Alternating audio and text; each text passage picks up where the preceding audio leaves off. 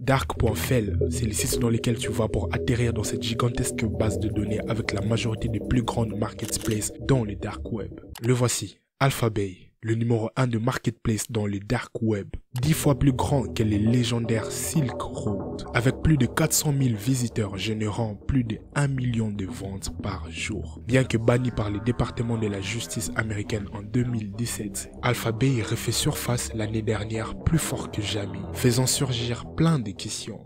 Pourquoi le grand public est autant attiré par cette marketplace? Y a-t-il un moyen pour y faire de l'argent légalement? Combien peut-on gagner?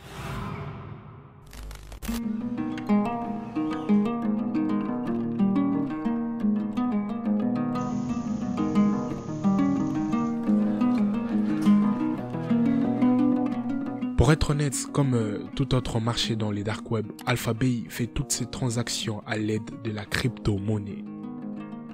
Et pour sa renaissance, ce dernier a décidé d'encourager ses utilisateurs à encrypter leurs transactions sous une clé PGP, ce qui rend totalement impossible de lire les conversations par une tierce personne. Et pour couronner leur système d'encryptage, ils n'utilisent que le Monero comme monnaie de transaction, ce qui rend encore une fois de plus impossible de traquer toute conversation qui est faite dans cette marketplace, parce que le Monero n'a pas de blockchain transparente, contrairement au Bitcoin. Cela pourrait facilement nous faire dire que les gens sont attirés par cette marketplace juste par pure raison de sécurité. Mais quel genre de produits trouve-t-on vraiment dans Alphabay? Un diplôme de n'importe quelle école ou université, des passeports pour l'Angleterre avec le nom de ton choix, permis de conduire et carte d'identité, de la cocaïne, des armes, etc.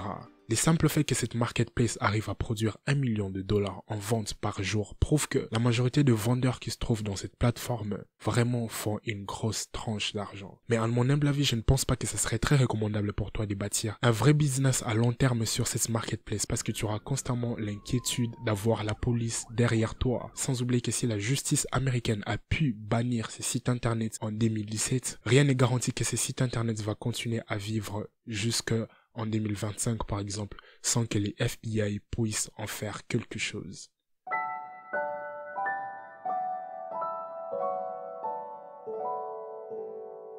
De toute façon, je te conseillerais de faire des business un peu plus lucratifs, comme par exemple YouTube, ou créer une agence de SMMA par exemple.